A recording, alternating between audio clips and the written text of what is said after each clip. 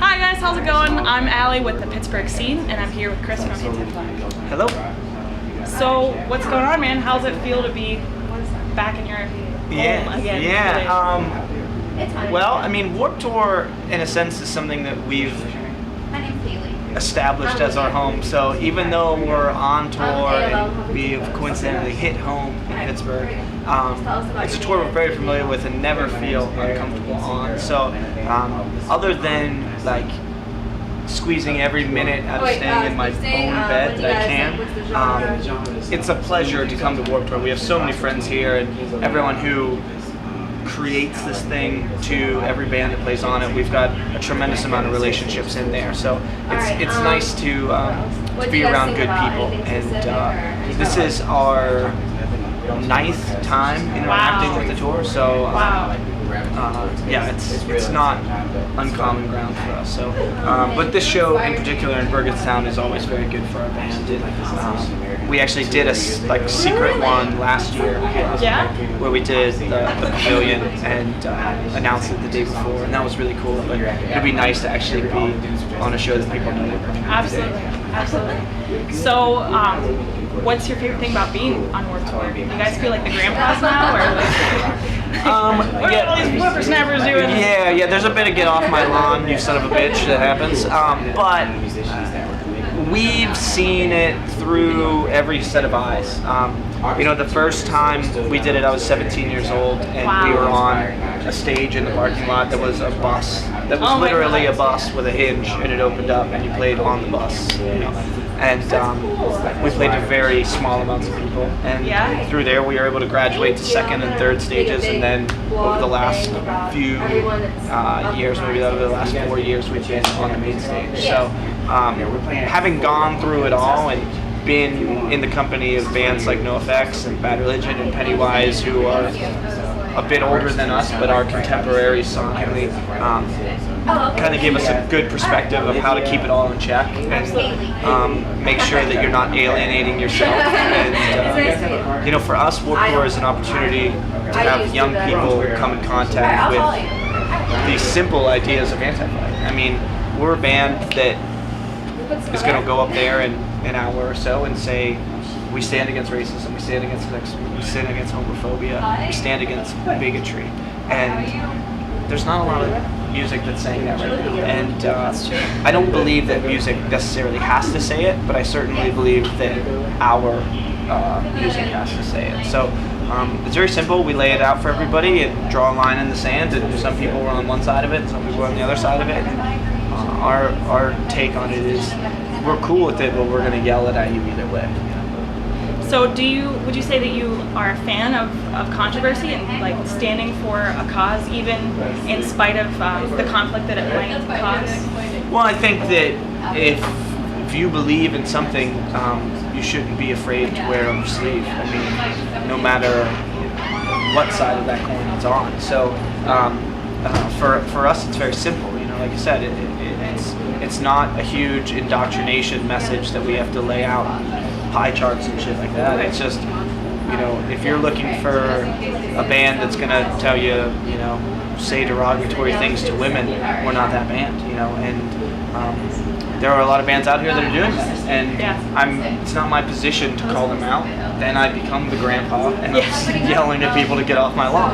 But it's my, I believe it's my important purpose to present another option to people, and they can leave the show saying like, yo, I really identified with this band that was, saying something that I thought was a little different than the others. Do you ever find conflict within your own band as far as the messages that you guys feel are most important to carry out or to talk about? We've been fortunate enough that very early on we kind of established a democratic approach to all the decisions that we make, and we're able to find champions within the band for each cause that we have. And if Justin, the other guy who he sings about 50% of the songs, I sing about 50% of the songs, if he is on something that I'm not necessarily on board with, he's pretty good at convincing me, or vice versa, and we are able to follow lock and step with each other. We found that we're much stronger when we support each other than we are if we're worrying about some small kind of detail. Definitely. But like I said, it's we're lucky in the sense that we're 4 kids from Pittsburgh who grew up in very similar upbringings. None of us had it easy handed to us, and as you know, being from Pittsburgh, you're not from New York, you're not from LA. You're aware of the fact that you're from Pittsburgh, and having that kind of badge has maybe made it a tougher road to hoe to get to the main stage of Warped Tour, but at the same time, it's one that we don't take for granted because we have worked very hard for it. That's so awesome. Were there any specific moments in your life growing up that really were pivotal for you that made you kind of feel like, man, I really need to carry out a message in my music. I need to make a difference or take a stand? Yeah, I mean, I had a brother who was at odds with the law a lot whenever I was a kid, and I remember him having a cassette tape of NWA Fuck the Police. And I remember not understanding why the police were fucking with my brother, but just that I agreed with Fuck the Police because they were always fucking our shit up. So like at that stage I was like, I'm not gonna listen to my MC Hammer tape anymore. This song that says fuck a lot in it is great. Yay. And that was kind of the switch. And then as I got older, I started listening to Green Day and Bad Religion.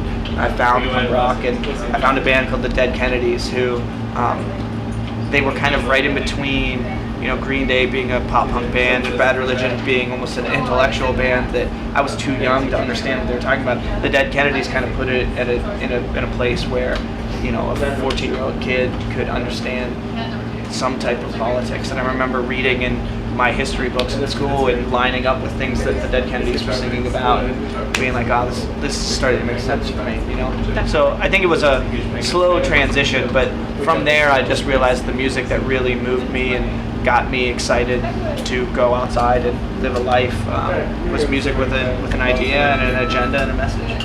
Awesome. So being from Pittsburgh, and there really aren't as you know, tons of bands coming out of Pittsburgh and making it to the level that you guys have made. I feel like Anti-Flag, at least for me growing up, really was put on a pedestal. My first band that I played in like 8th, 9th grade, we were covering the Ramones, the Misfits, all the Dead Kennedys, and Anti-Flag was another band that we just felt was like up there. So what kind of message do you want to give to bands that are young kids from around here that idolize you guys and really want to be able to like travel in your footsteps? I think that the common misconception is that it's about discovery.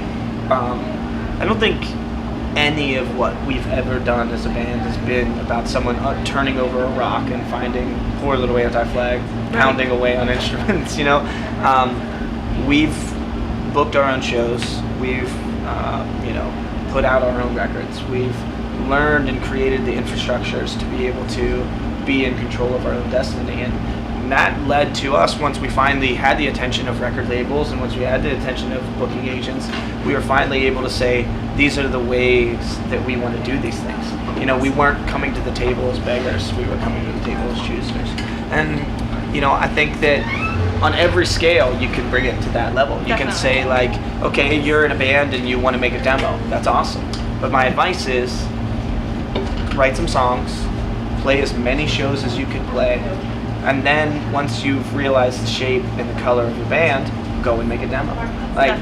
It's not the other way around. It's definitely like playing live and getting in front of people is how you're going to shape your band sonically, aesthetically, and ideologically. And through that, you can then go and make a piece of music that represents what you are. I don't know how many times I have people give me a demo and they say, this demo really sucks, we don't sound like this anymore, but we made it 6 months ago and we used all our money to make it. And it's just like, well, you wasted your money. I want to see what represents you. That makes sense. And from there, you're able to, like I said, like if you're playing your own shows and say the local promoter won't put you on the shows, you don't crawl into a hole and say, oh no, the local promoter won't put us on the shows.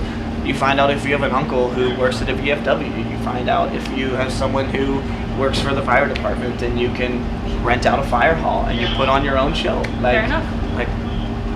That's awesome. We're in a cycle of music right now where this idea of punk rock and this idea of DIY is maybe at the bottom.